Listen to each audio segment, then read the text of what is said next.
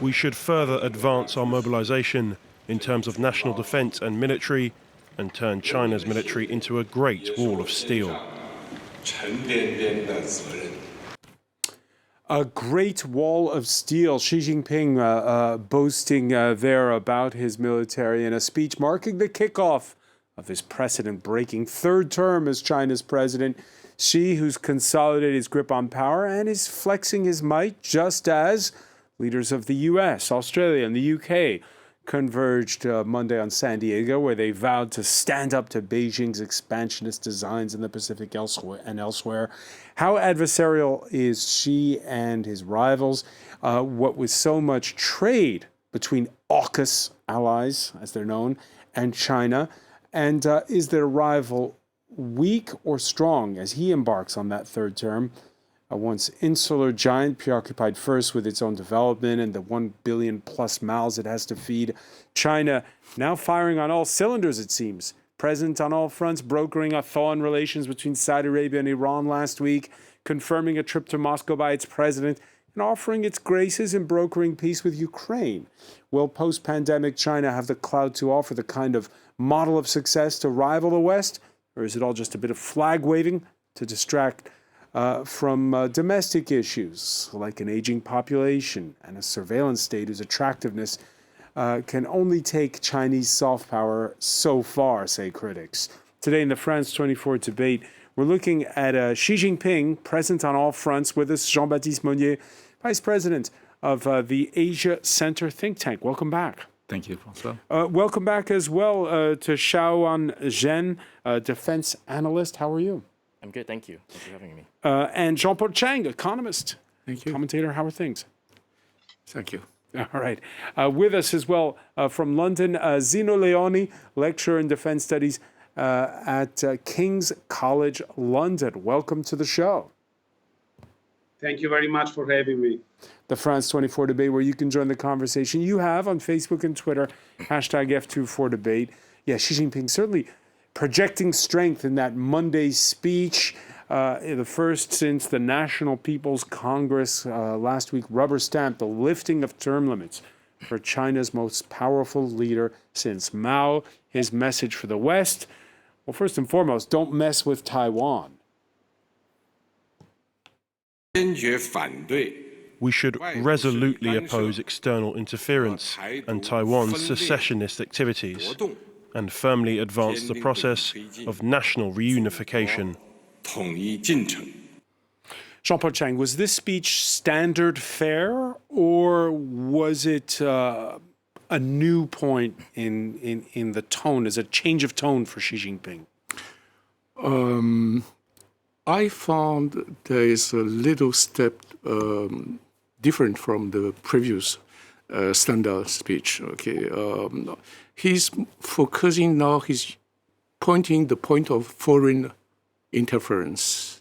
That means the target for the Chinese army or the Chinese military strategy vis-à-vis Taiwan is focused on how to prevent a foreign interference in case of any crisis.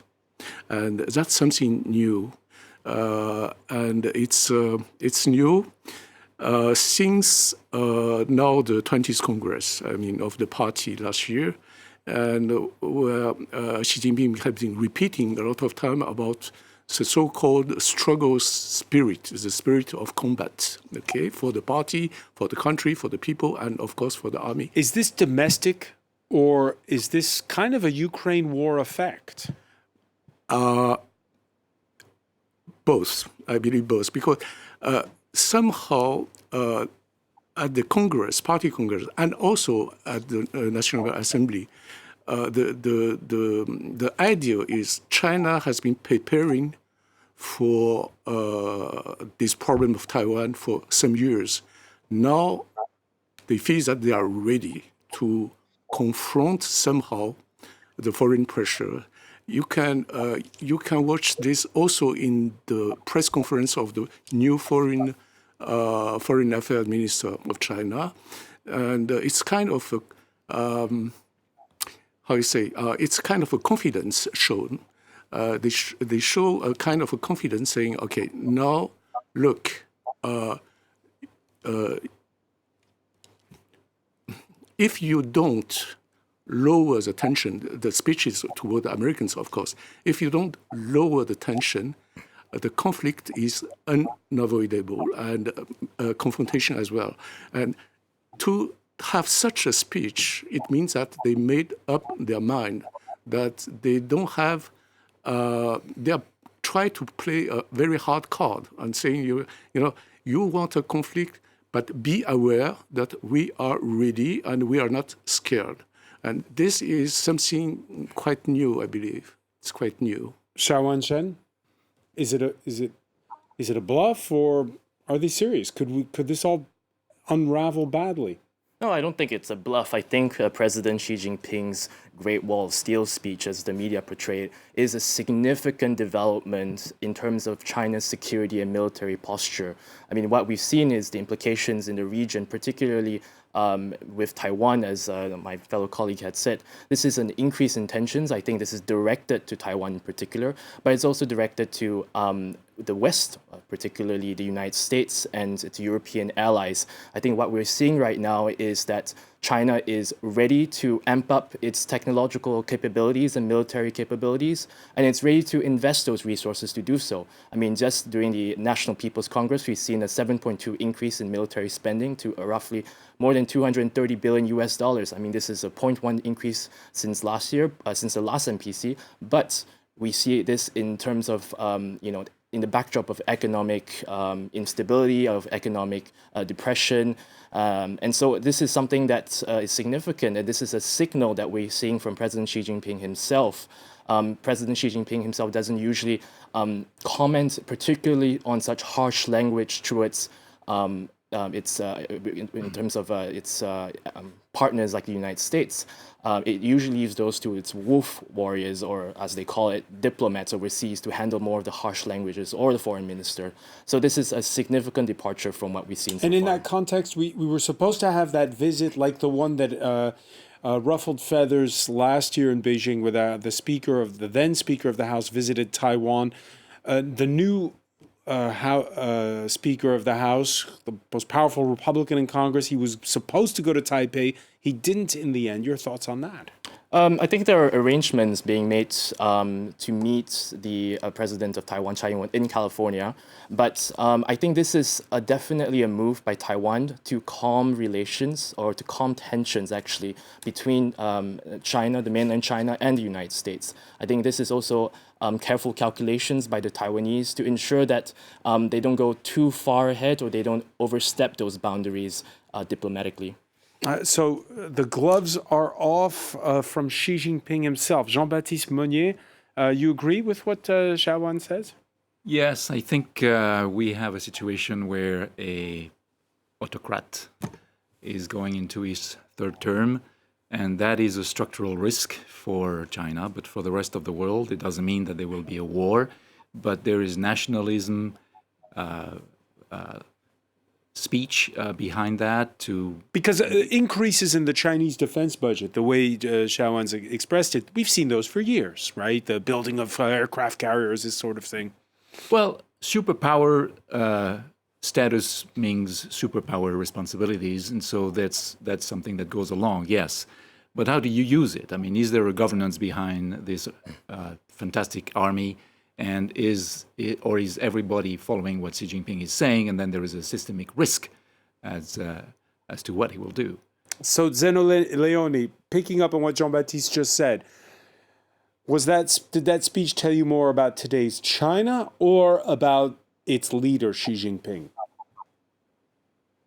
I think it's more about China. We need to go back to the sources, the historical sources of Chinese grand strategy. And this starts with when China lost the first Opium War in the middle of the 19th century.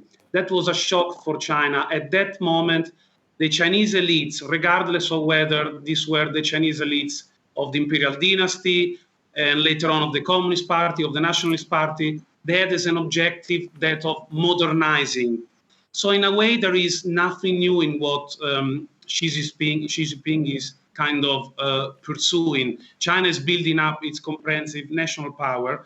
The difference nowadays is that there has also been a sort of pushback from the West. And I think the dramatic words of Xi Jinping somehow reflect an effort to deter that pushback that comes from the West. You're shaking your head, Zhao Anshen. Yeah. Why? I think it's an interesting comment, but I think that in terms of China's technological capabilities, that's alluding that right now, President Xi Jinping himself had said that we would reinvest, we would be self-reliant, quote unquote, self-reliant technologically. We are going to be independent from Taiwan for semiconductors, the United States for its markets. So there is a rejuvenation, this national rejuvenation that we're seeing right now, and President Xi Jinping himself is really pushing for it. He's, we used to have the separation between state bureaucrats and technocrats, and we're seeing this merger. We're seeing this centralization of power that we have never seen because his before. prime minister, and we'll hear a clip from him later, Yeah. seemed to kind of say the opposite. We're not decoupling our economy with that of the United States. Is it a good cop, bad cop act? I think it's important to emphasize that decoupling is very different from de-risking. That China is lowering its risks, but it's not necessarily cutting it off completely. Jean-Baptiste Monnier? Yeah, I just want to say we have Li Qiang, the new prime minister, who is taking over the role of comforting the investors and the rest of the world. That's what Li Keqiang was doing. That's what Liu He was doing before. They used to go to Davos and so forth. But I don't think that at the end he has power to make this happen. He will do what Xi Jinping tells him to do, and that's the point. So this is about the man. This is about the man, yeah. Jean-Paul Chang, you agree? No, I don't find any big difference between the Li Qiang's policy and Xi Jinping's. I mean, you have a party apparatus which is really united. Now, for many years, you haven't seen such a picture of discipline and unity. No, personally, I believe that it's somehow the background is the Chinese lost completely the trust in the capacity of the U.S. To change their policy vis-à-vis Taiwan, vis-à-vis the mainland. They come to the conclusion that actually they have to spend many years now to face a kind of animosity from the American political world. And that's why they changed completely their view of the whole situation. It means that the time is very important. Right now, in their own analysis, the Chinese government, the Chinese party, and army, they are sure of their local superiority, military, technological, etc. They are in the capacity to provoke some blockade, naval, in the air, and they can really prevent any foreign powers to intervene in this region in case of crisis. They show that when Madame Pelosi went to Taiwan, they made a kind of a maneuver in real time to show you that they have this capacity. But they understand also that this capacity is not for very long. Right now, yes, they have the local superiority. So they have to speed up the process of talk or peace talk with Taiwan. It means that they decided to accelerate the political process. As well as the military. Yeah, and at any cost. I mean, they are going to support the Kuomintang. They are going to to encourage the exchange between the two populations, businessmen, everything. You will see probably a kind of boost from the Chinese government to encourage the exchange between the two sides of the strait, and because the time is limited. There's a window of opportunity there, is the argument. Zeno Leone, you agree? Well, certainly, but actually not, in the sense that time is in favor of China to the extent that the more China can build up its power, the easier eventually might be an offensive on Taiwan. Nonetheless, I'm quite skeptical of any deadline put on an invasion of Taiwan because invading Taiwan is an incredibly difficult job, much more difficult than that of occupying Kiev or invading eastern Ukraine. So obviously thinking from a rational perspective and also taking into account Chinese military doctrine and strategic culture, I don't see that happening in the foreseeable future. Although, of course, we need to remember that there is also irrationality. And I think last summer, when Pelosi visited Taiwan and there was all that fuss by the PLA around Taiwan, that was an example of irrationality. I think Xi Jinping there needed to do something to give a response to its nationalist constituency. So that's more concerning from my point of view. Jean-Paul Chang? Yeah, I don't want people to make a mistake in what I said. I didn't say that it will be an invasion. What I mean is they are going to speed up the political solution and the military capacities. They're going to focus their attention. Yeah, of course. And also it will be the priority problem, political problem now. And also the military show is just additional dissuasive means against the foreign interference. Xiao Shanzhen? I think that action speaks louder than words. I mean, what we've seen, for instance, is the Russians and the Ukrainians. The Russians were, before the war, they were very much would like to interact with Ukrainians. They said they would not invade Ukraine. And so right now we're seeing a real blockade of Taiwan that we've never seen since the end of the Chinese Civil War. I don't think we've seen it during the Chinese Civil War. And so I don't think that just because we're speeding up the political process that we will find a solution. I think the issue of Taiwan is so fundamental to China because it's in the constitution, there will be reunification. It's so fundamental to the Americans because there's values of democracy and freedom and liberty. So I think because Taiwan has such an issue at the core of each a country's personal, or not really personal, but their own statehood in terms of its values, that it's very hard to bridge and compromise it. So, I mean, even if Xi Jinping said that he would invade Taiwan by the end of, the 100th anniversary of the People's Liberation Army. 2047. Exactly. It's hard to back from that. So I think that's, I think it's hard to say that it's just because it's politically different or the political process is different, it's that we will not see an invasion. All right, while Xi Jinping was drawing his red lines around Taiwan in that speech, the US, UK, and Australia were watching the rest of the Pacific as they huddled for a summit on Monday in San Diego. More from Monty Francis.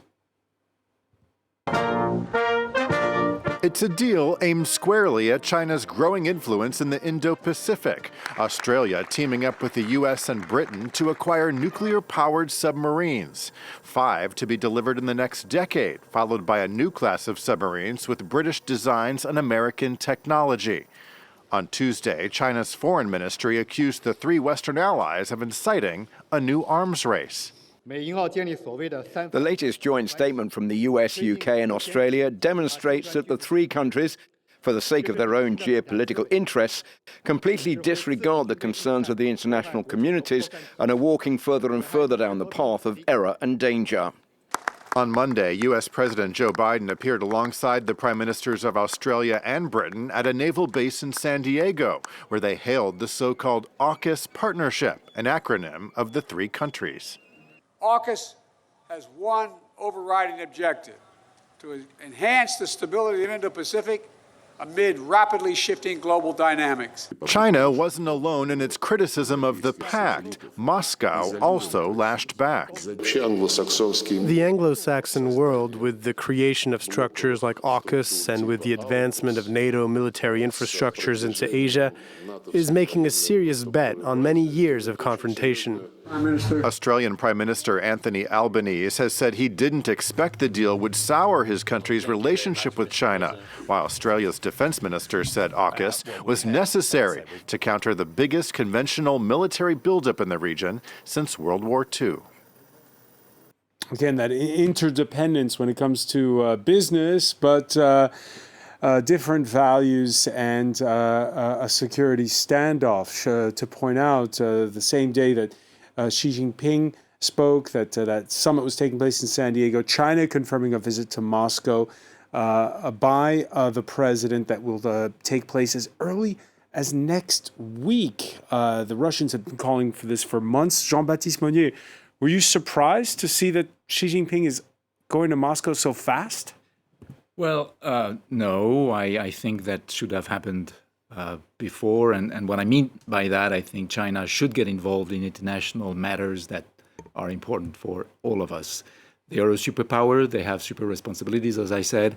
And in this case, what I regret is that after having met with Putin for 40 times, he has not returned Zelensky's phone calls yet, as of yet. So there seems to be an attempt at that, but he has to step in the middle. The Wall Street Journal reporting that he will be speaking with Volodymyr Zelensky, his Ukrainian counterpart. Precisely. So we look forward to that. That would be fine, and I think we would welcome anyone who has a key to unlock this war, whether it's a new weapon or it's a telephone.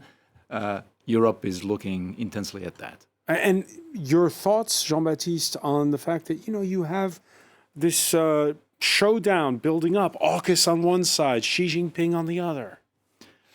Well, Aukus is clearly a measure for Indo-Pacific. That's not directly against China, although, of course, there is a background there.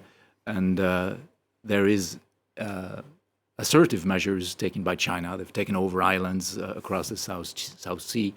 They've threatening Taiwan when Pelosi flies in with almost a war. I mean, that could have, many things could have happened. So it's a risky situation, yes. So we have to worry about that, for sure. On that score, Zina Leoni, let me put to you the question I put earlier to Jean-Paul Chang, which is there a kind of a Ukraine effect to all of this? Would this standoff be this tense if Vladimir Putin had not gone for a full-scale invasion? I think the war in Ukraine has been a catalyst of something, a trend of decoupling, a new type of Cold War between the US and China, which obviously starts before the war in Ukraine. Certainly, the war in Ukraine has been a catalyst, has accelerated that, and is kind of taking us back to a world order characterized by spheres of influence, is letting us see that. And also, the war in Ukraine and the response from the West are kind of, in my opinion, pushing China actually closer to Russia. And this is quite worrying. Closer to Russia, but so far we haven't had those weapons deliveries. No, because China, I guess this comes down to how much deterrence the West will want to push for. So far, there has been some deterrence, and it has kind of pushed China back in many ways. But I think the West needs to be careful, because too much deterrence will mean that China will have nothing to lose and will probably, might eventually get more involved in its relationship with Russia. But so far, China has clearly, remained with an ambiguous position amidst the war. Although, of course, it hasn't really supported the G7 or the West. Is clearly on Russia's side, but with an ambiguous position. And it will remain like this for some time, I think. So, Xiaowan Chen, who's more overstretched right now? Is it the Chinese, is it the Russians, or is it the US and its NATO allies? I think that's a very good question. I think it's hard to answer because there are a lot of factors that go into it.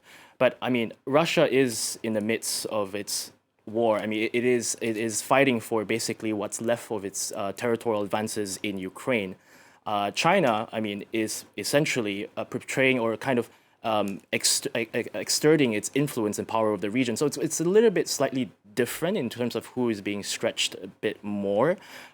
Just back to that point about the Cold War, I think it's important to differentiate between what's happening right now and the Cold War. I think a lot of people tend to allude to, for instance, the Great Wall of Steel that Xi Jinping had said to the Berlin Wall, for instance. I think that's an overstretch in some ways. I don't think we are in the midst of the Cold War. I mean, just during the G20 meeting in Bali, President Xi Jinping and President Joe Biden of the United States had met up, and I think there's a foundation to be built on. I mean, right now it's not very good relations, but there is a foundation to be built on. All right, next week, when Xi Jinping is in Moscow, it's going to be tenser than ever between NATO and Russia. As we speak, there's tension over this U.S. Reaper drone that was shot down by Russians in the Black Sea. The Russian Defense Ministry saying that it turned off its transponder. This is all happening in real time. The U.S. summoning the Russian ambassador. In the midst of all that, Xi Jinping arriving in Moscow. You said earlier, well, it's good that, it's good that when people talk, when there's dialogue. Is this the moment for Xi Jinping to be going to Moscow? It could be.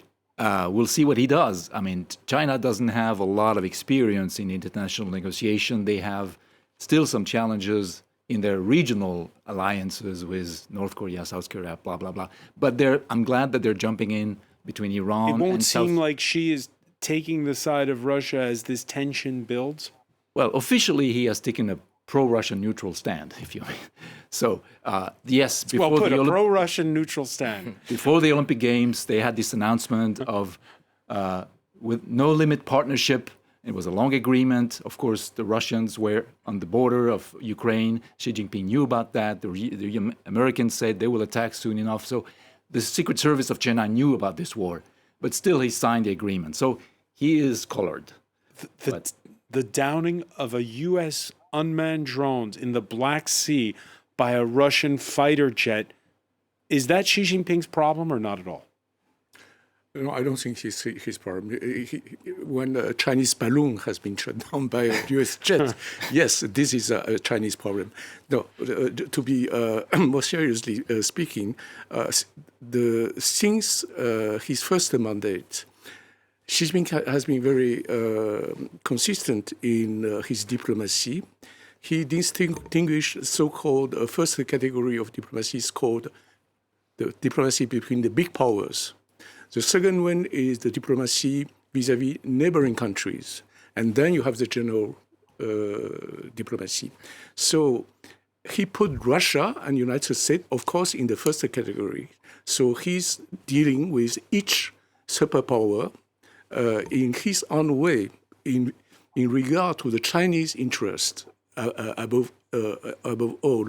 So he will not be drained into the third party's conflict with his interlocutor. So I believe that, okay, the Chinese diplomacy just got a big success with the re-establishment of foreign relations between Iran and Saudi Arabia. And so Xi Jinping is benefiting of an image of peacemaker right now. And with this picture, he can face any situation, even the most serious with a drone and a plane, etc. Well, let's talk about that. The U.S. on Monday, before this drone incident came to light, said it welcomed dialogue between Xi and Ukraine's President Volodymyr Zelensky. And it also, as it doesn't speak directly to Iran, National Security Advisor Jake Sullivan stating he welcomed that surprise announcement that Jean-Paul Cheng was mentioning. Last Friday's reestablishment of diplomatic ties between Iran and Saudi Arabia, slated with the exchange of ambassadors in 2 months' time, a deal brokered by Beijing. Something that we think is a positive insofar as it promotes a goal the United States has been promoting in the region, which is de-escalation, a reduction in tensions. That's a good thing. And we were in close touch with Saudi Arabia as they were approaching and engaging in those talks, and they were keeping us apprised of their progress along the way.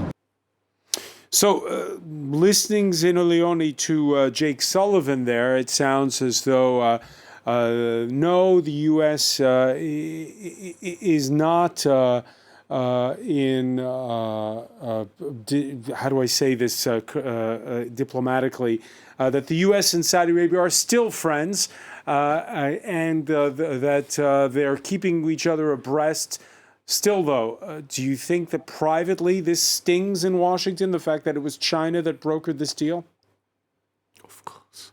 Well, certainly it didn't look good on the US that finally China, probably for the very first time, and this is very important, is taking global responsibilities. So that didn't go down well.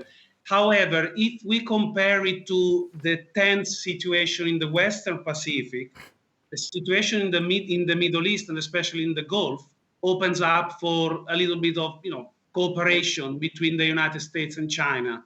And I think they found over the last few years a sort of modus vivendi in the region, at least until now, where the United States provides for the military security, while China provides Gulf countries, Middle Eastern countries with know-how and infrastructures that the US couldn't or wouldn't provide. So in that sense, there is a bit of a balance. And so it doesn't sound strange to me that Sullivan is saying this. But of course, that's a major step in terms of Chinese soft power and global diplomacy. Of course, Zhao Wenshen, Chinese also has hard power a little bit in the region since they have a military base in Djibouti, not that far away.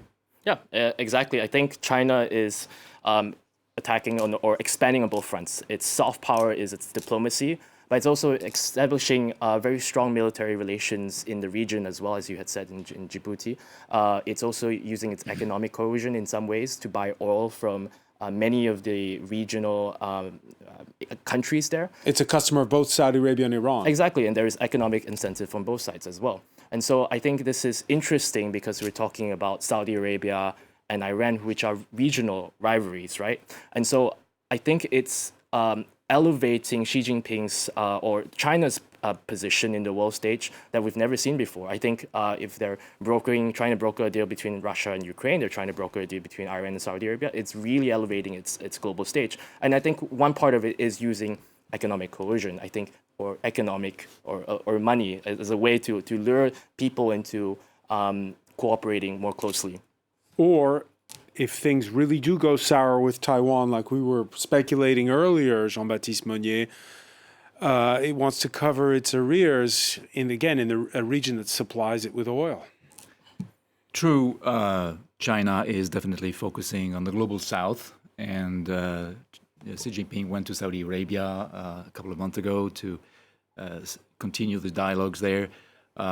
If Taiwan is indeed if they start a new war in Taiwan, then everything goes off. I don't think that those global south countries will support an aggressor if that's the case, if that goes into a war. Yes, you have a number of countries that have voted, that abstained from voting or voted along with China in the Ukraine UN resolutions, but that would be quite different. I want to say about Iran that we are in a dead end. I think China has a role to play. The enrichment of uranium is going up and up. This issue is serious. Israel is certainly threatened. There is a regional instability with all these conflicts. And if China can break this situation thanks to their petrodollars, if I say, or petro-yen, that would be great. Zeno Leone, do you see China being able to play more than just a broker for an exchange of embassies, but the one that brings Iran back to the table of curbing its nuclear program? Well, I mean, we need to put this in perspective, and I think for the time being, this is, not just, a move, an act of mediation. I mean, it's something very important. I think China, thanks to its economic leverage, I think is probably the one country in the international community that could somehow, rein in, the competing tendencies between Saudi Arabia and Iran. Not because China is a good or necessarily benevolent actor, but just because it has a lot of economic leverage. So China could do it probably more effectively than the US, trying to bring peace between these two players. And China needs that stability in the region. there's no stability in the region if there is not stability in that relationship between Tehran and Riyadh. All right, and how does Europe handle this superpower showdown? After the European Commission president's visit last Friday to the White House, Ursula von der Leyen and Joe Biden issuing a joint statement that signaled a common interest in, quote, preventing our companies' capital expertise and knowledge from fueling technological advances that will enhance the military and intelligence capabilities of our strategic rivals. However, that thinly veiled allusion to China not sitting well with the European Council, whose president answers to the leaders of the 27-member bloc. One aide to Charles Michel telling Politico, yes, we are a partner of the United States, but we're not a vassal state. We believe that we must not completely decouple from China. Jean-Paul Chang, enter Emmanuel Macron. He's supposed to travel to Beijing next month. Yeah. Where does he sit on all of this? I don't know, but I believe that there is no unanimity behind Madame von der Leyen among the European states, and a lot of people are asking, what mandate did she get to talk like this about the European policy vis-à-vis China? Not everybody agree with what she said. And there's a problem also because each of the European country has a very long and rich relations with China. Portugal with Macau, Italy with Marco Polo, France with the French settlement, etc. Instead of using each country's leverage to build some richer relations with China. Now, for 10 years, European Union is try to build up a so-called European-level policy vis-à-vis China. And if it is finished just to follow the United States, it's a waste of time. Zeno Leone, you mentioned the Opium Wars. Jean-Paul Chang there trumping you by going Marco Polo on us here. Macron, when he goes to China, does that sow divisions within the European Union, or does that help Europe's cause? I think from a diplomatic point of view, especially since the war in Ukraine, Europe hasn't really been divided. And I think Europe the EU has aligned to the United States, not only in the war with regard to the war in Ukraine, but increasingly with regard to competition with China. On the other hand, I think there is still some freedom of maneuver from an economic point of view. The EU doesn't want to follow completely the United States on the decoupling side of things. Although perhaps it's not Macron that is best representing that sentiment, but this is more about Germany. And I think this will remain like this until at least something really bad happens, perhaps in Taiwan or the South China Sea. And the lesson from Ukraine is that if there is a crisis, the Biden administration, the US will have greater leverage on the EU and on European sentiment towards values, democracy, and international stability.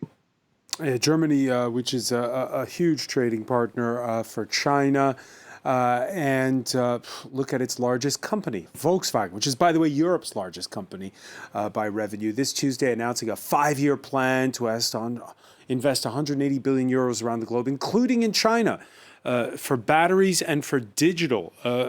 Jean-Baptiste Monnier, is Germany doing its talking with its wallet when it comes to how to deal with China? Is what Volkswagen is doing there? Your thoughts on it? So, investors are worried about China, and except for those who are totally committed already, such as BASF and Volkswagen. I mean, these guys don't have a choice. Volkswagen has 3 joint ventures in China. They manufacture about 2 million cars. And Could Germany make the same mistake with China did with Russian gas? Well, there is a dependency issue, absolutely. And that's the case for all investors. Those who are locked in China have to double down. That's what Volkswagen is doing. Now, we don't know how much of these 880 billions will be going into China, but still, their market shares is dropping. They have to fight back, so they have to invest again. But China has to really worry about those investors. And what Li Qiang is doing, that back to the role of good cop, bad cop, is not sufficient. I think measures have to be structured. It has to go beyond talks on securing investors. Otherwise, China will lose progressively the interest. So Europe will definitely follow the United States in terms of semiconductor export regulations, but we can have different opinions vis-à-vis China. And I hope that Macron engages Xi Jinping on a variety of issues that go beyond trade, because Scholz went essentially on trade issues. All right, and you mentioned China's new prime minister. Again, let's listen to him on Monday addressing reporters at the conclusion of that parliamentary session. China and the US can cooperate, and they should cooperate. Encirclement and suppression will do no good to either side. Yes. You were saying earlier, Xiao Wanzhen, this is not the Cold War. Of course, during the Cold War, there was zero trade practically between the Soviet Union and the United States. Is he right? I think there are areas of cooperation between the United States and China. As much as we wish to decouple the risk between, or the trade between, it's impossible to completely cut off. I mean, China is one of the largest markets for finished goods and products now. It has a huge population. It has a market. It has risen from a manufacturing kind of level of economy to a consumer market. It has a middle class right now. And so there's areas of cooperation between it, but I think, again, there are fundamental values that are different between both nations that need to be bridged. I think that if those fundamental values are not able to be bridged, then there's no hope for cooperation. And who's the most persuasive when you're looking at not just NATO allies, but the 190 members of the United Nations? Who's most persuasive in terms of? Is it China or is it the U.S. and its allies? I think it's very hard to tell. I think both sides have their legitimate concerns about China being its internal kind of what it deems to be its internal sovereignty. The United States deem it as its value systems. It's been upholding this idea of freedom and liberty in the free world. And so it's very hard to tell. It depends on how you view the issue. But I can say that both governments view it very, very deeply. And this is the divide that we're seeing right now. And that divide is something we'll continue to talk about. I want to thank you, Xiao Wanzhen, for joining us. I want to thank as well Jean-Paul Chang, Jean-Baptiste Monnier, Zeno Leone for being with us from London. Thank you for being with us here in the France 24 debate.